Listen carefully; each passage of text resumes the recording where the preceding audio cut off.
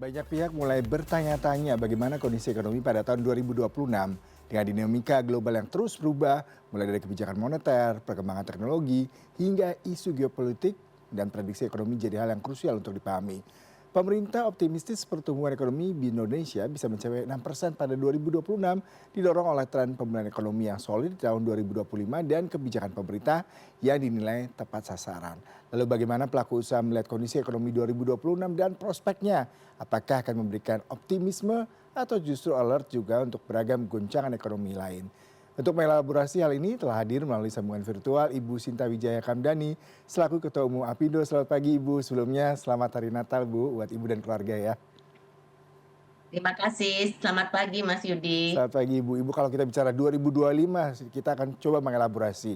Perekonomian Indonesia ini kan sangat juggling sekali ya dengan situasi geopolitik dunia, kemudian juga kondisi bagaimana Indonesia sendiri juga harus bisa menjawab tantangan terhadap pertumbuhan ekonomi 6% dari target Presiden Prabowo.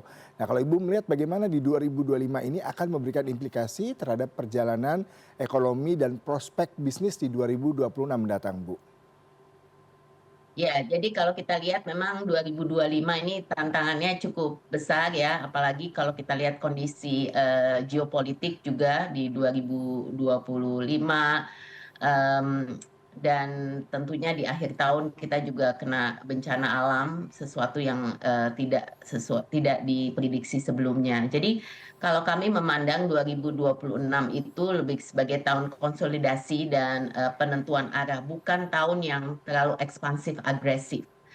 Jadi setelah melalui 2025 yang lebih mempunyai banyak tekanan, mulai dari pelemahan daya beli, peningkatan PHK, volatilitas nilai tukar, hingga dampak tarif ya, reciprocal Amerika Serikat dan lain-lain, pelaku usaha ini melihat tahun yang akan datang sebagai fase mengamankan fundamental. Jadi menjaga ketahanan usaha dan mungkin menunggu transmisi kita nih, menunggu transmisi kebijakan ini berjalan efektif ke sektor real. Jadi kalau kita lihat di akhir tahun kan pemerintah sudah mulai menggelontorkan nih, apakah itu dengan deregulasi, dengan insentif dan lain-lain. Nah ini semoga semakin terasa nanti implementasinya di 2026. Kalau Apindo ini memproyeksikan pertumbuhan ekonomi itu berkisar antara 5 sampai 5,4. Tentunya tidak, pada waktu itu belum ada bencana alam ya. Jadi mungkin ada sedikit pengaruh di dalam pertumbuhan karena bencana tersebut. Dan ini menurut kami masih mencerminkan prospek yang positif, namun tetap penuh kehati-hatian. Jadi momentum terkuat itu diperkirakan terjadi pada kuartal 1 2026 karena didorong faktor musiman seperti tahun baru, Imlek, Ramadan, Idul Fitri. Namun kita juga mesti mengantisipasi kuartal-kuartal berikutnya.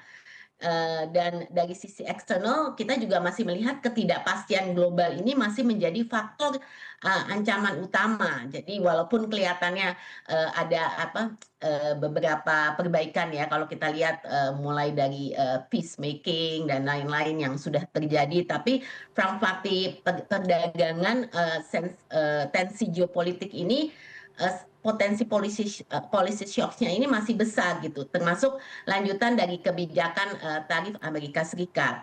Jadi ini membuat pelaku usaha cenderung lebih selektif dalam ekspansi dan berfokus lebih pada efisiensi biaya, pada penguatan pasar existing.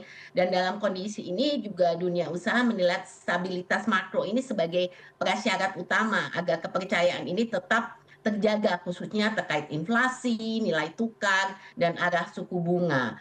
Karena itu kita tidak melihat 2026 ini hanya sebagai soal mengejar pertumbuhan yang lebih tinggi, melainkan memastikan bahwa memang kebijakan fiskal, moneter, dan struktural yang telah ditempuh di 2025 ini benar-benar ditransmisikan secara nyata ke dunia usaha.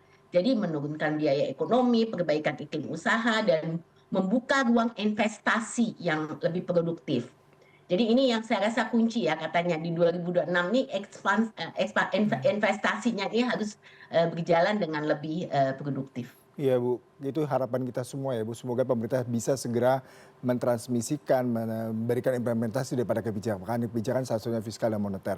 Kalau di 2025 saya sedikit flashback ada 79.302 PHK, di mana ini merupakan salah satu hal yang memukul sektor tidak hanya padat karya tapi semua, bahkan industri media juga mengalami ini. Lalu bagaimana Ibu melihat sebenarnya ke depannya dari kasus ini, apakah akan menjadi trigger besar lagi terkait dengan bagaimana perusahaan juga bisa melihat UMP salah satunya mungkin menjadi salah satu hal yang dipertimbangkan kalau kita melihat pertumbuhan ekonomi yang sedikit terganggu akibat isu geopolitik.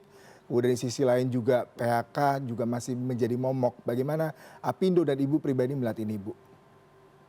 Ya, jadi ini sesuatu yang harus kita cermati ya. Jadi sebenarnya kalau kita lihat angka pengangguran terbuka Indonesia itu tuh ada penurunan. Jadi kita sebenarnya tidak bisa hanya melihat dari segi angka pengangguran. Nah, kalau kita lihat dari segi PHK, ini PHK-nya ini datangnya dari mana? Kalau kita lihat kan kebanyakan di sektor padat karya ya, terutama tekstil garment itu yang banyak sekali gitu PHK-nya. Nah, yang jadi sebenarnya tantangan utama buat Indonesia saat ini adalah penciptaan lapangan pekerjaannya. Karena kita sudah lihat bahwa yang terdampak itu industri padat karya, jadi penyerapan daripada dari segi dari segi pekerjaan ini menurun drastis Hmm. gitu. Nah, ini yang berpengaruh. Kenapa? Karena yang terjadi adalah kita memiliki informal sektor yang sangat tinggi. Informal sektor kita itu hampir 60%, 59%. Jadi ini yang menjadi masalah. Bagaimana kita mengatasi informal yang tinggi gitu. Jadi tidak hanya masalah PHK-nya, tapi juga bagaimana kita mengatasi informalitas ini gitu. Karena informal ini tentunya tidak bisa mendapatkan penghasilan dan lain-lain seperti standar formal sektor gitu loh. Jadi ini sebenarnya yang menjadi tantangan utama. Oleh karenanya kami menyampaikan kepada pemerintah bahwa ini kita harus hati-hati kalau kita tidak bisa menciptakan cukup lapangan pekerjaan, ini akan menjadi satu tantangan besar buat kita gitu. Jadi penyerapannya menurun, penciptaannya tidak memadai gitu loh. Nah, Hmm. kemudian kita juga mesti melihat bahwa dari sisi industri padat karya ini harus jadi perhatian utama karena industri pengolahan kita itu sebenarnya kontribusinya Ya, terhadap formal sektornya paling besar, betul. hampir 61%.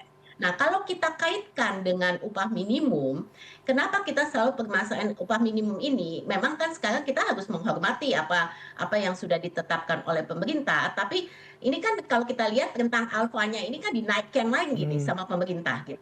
Sebenarnya yang jadi kekhawatiran kami adalah sektor-sektor yang akan terdampak gitu. Karena sektor padat karya yang seperti saya sebutkan tadi, seperti tekstil, garment dan lain ini yang sangat sensitif terhadap upah minimum Yep.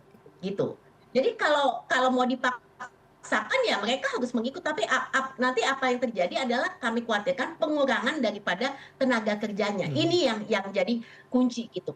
Kenapa kami mengatakan kita harus lihat kondisi sebenarnya di lapangan itu seperti apa gitu. Kemampuan daripada pelaku usaha ini juga harus jadi perhatian gitu. Jadi tidak hanya tentunya kita harus selalu memperhatikan perlindungan dan kesejahteraan daripada pekerja, tapi dari sisi lain Mhm. kita juga harus melihat dari kemampuan daripada pelaku, terutama untuk sektor-sektor yang sangat berimbas kena UMP. Ini yang menurut saya harus jadi perhatian. Seperti apa seharusnya kebijakan pemerintah berpihak kepada sektor padat karya yang sedikit banyak juga tadi terdampak akibat kondisi produktivitas yang menurun, kemudian angka PHK juga bertumbuh akibat tidak banyaknya pembeli, seperti halnya industri tekstil, kemudian fashion seperti itu. Apa yang harus dilakukan Bu? Dengan kebijakan-kebijakan insentif atau seperti apa yang idealnya Bu? Ya, jadi memang ada dua ya, kita mesti lihat dari supply dan dari demand. Kalau kita melihat dari demand dulu ya, dari demand ini ada dua kan, dari demand dalam negeri, demand luar negeri. Kalau demand luar negeri itu kan kaitannya lebih ke ekspor. Tentunya kita tidak bisa mengontrol apa yang terjadi di luar negeri gitu ya. Mhm. Transparansi perdagangan sekarang ini kan sudah terjadi. Tapi kami apresiasi karena pemerintah sudah mencoba untuk melakukan negosiasi baik itu tarif perdagangan Amerika yang sangat berdampak kepada industri seperti tekstil garment karena kan itu 61% ekspornya ke Amerika gitu ya. Yap. Jadi ini juga. Nah, tapi juga peluang-peluang seperti demand yang EU SIPA ya, Yap. Indonesia EU Trade Agreement, perjanjian dagang yang baru diselesaikan, kemudian Kanada dan lain-lain. Dan ini juga bisa membantu peluang-peluang pasar yang lebih besar di negara-negara yang kita sudah memiliki perjanjian dagang. Jadi upaya ini harus terus kita tingkatkan walaupun dengan tantangan ketidakpastian yang masih terus ada secara global. Nah, kalau di dalam negeri jelas demand itu dilakukan dengan peningkatan daya beli. Kenapa? Karena kalau kita lihat sekarang kita udah melihat ada penurunan kelas menengah kita. Kelas menengah kita ini turun hampir 10 juta kan dari Mhm. tahun 2019. Nah, ini harus jadi perhatian. Nah, gimana caranya kita juga di booster dari segi peningkatan daya beli, insentif yang khusus ke kelas menengah ini juga harus jadi perhatian gitu. Ini yang Mhm. bisa membantu dari segi demand. Nah, dari segi supply tentunya cost of doing business ya. Kita selalu mengatakan cost of doing ini biaya ekonomi kita masih mungkin kurang kompetitif dibandingkan negara-negara tetangga kita. Contohnya baik itu dari segi logistik cost, dari segi suku bunga pinjaman, gas industri, ini semua kita lebih tinggi dari negara-negara tetangga. Jadi kalau kita melihat ini menjadi unsur gimana caranya bisa ada penurunan daripada cost of doing business. Tentunya hal-hal lain seperti yang tadi kita bukan kebijakan, regulasi, perizinan, ini tentunya akan membantu kalau juga ada perbaikan-perbaikan. Mhm. Makanya kami juga apresiasi pemerintah ya kan dan di regulasi ini udah task force satgas yang sudah mulai dikerjakan oleh pemerintah untuk membantu kemudahan berusaha. Ini sangat penting. Jadi tidak hanya dari segi nilai cost tapi juga dari segi bagaimana kebijakan dan regulasi maupun perizinan ini juga bisa membantu untuk memudahkan kita dari segi melakukan usaha. Saya tertarik dengan perbincangan kita di awal tadi ada optimisme terutama kalau kita bicara mengenai triwulan pertama ya Bu 2026 di mana didorong dari adanya lebaran, kemudian juga tahun baru Cina dan segala macam yang terkait dengan bagaimana masyarakat bisa membelanjakan uangnya. Nah, momen ini seperti apa yang harus bisa dibaca oleh pelaku usaha sehingga bisa meningkatkan kinerja yang cukup baik. Di sisi lain pemerintah juga mendukung dengan memberikan insentif ataupun dengan kebijakan-kebijakan yang mendukung sektor ini Bu, terutama sektor retail yang mungkin bisa menjadi salah satu yang di-highlight di triwulan pertama, Bu. Ya, kami melihat bahwa memang di triwulan pertama ini akan menjadi periode paling kuat untuk sektor retail, khususnya dengan ditopang oleh tadi rangkaian tahun baru, Imlek, Ramadan dan lain-lain.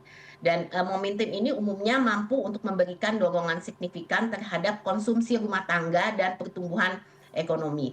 Namun dunia usaha juga memandang momentum tersebut bersifat front loaded dan temporer sehingga tidak bisa diperlakukan sebagai fondasi pertumbuhan sepanjang tahun.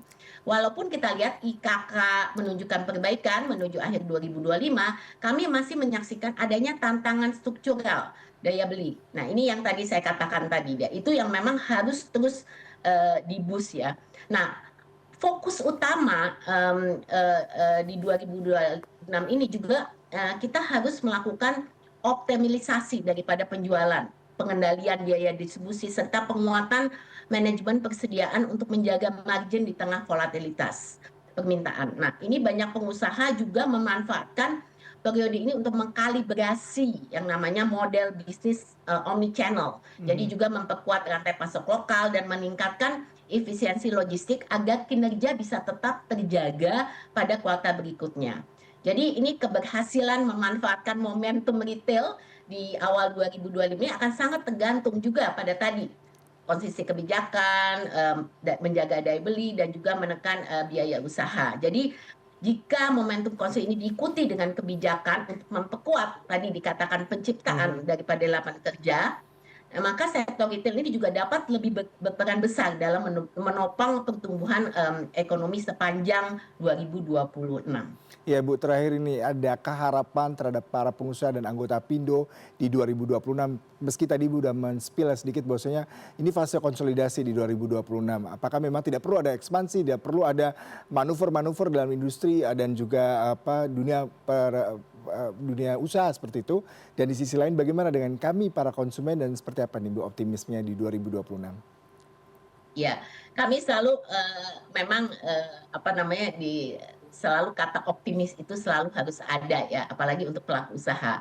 Jadi setiap kita memasuki satu tahun baru pasti optimisme harus kita bangun. Tapi kita selalu mengatakan ini optimisme dengan kehati-hatian Mhm. atau cautious optimism gitu. Mhm. Karena tantangannya masih banyak, baik itu yang di dalam kendali maupun di luar kendali kita gitu. Jadi ini yang harus kita hadapi dan kami memandang bahwa ketergantungan daripada konsumsi terhadap belanja pemerintah dan program sosial juga masih sangat tinggi, terutama di tengah melemahnya daya beli dan penyusutan kelas menengah. Dan dalam konteks ini, memang rencana efisiensi fiskal dan pemangkasan transfer dana seperti ke daerah memang dipahami sebagai langkah menjaga disiplin anggaran, namun juga membawa resiko pelemahan konsumsi domestik yang ini yang harus menjadi apa mesti hati-hatilah Hmm. untuk dikelola gitu.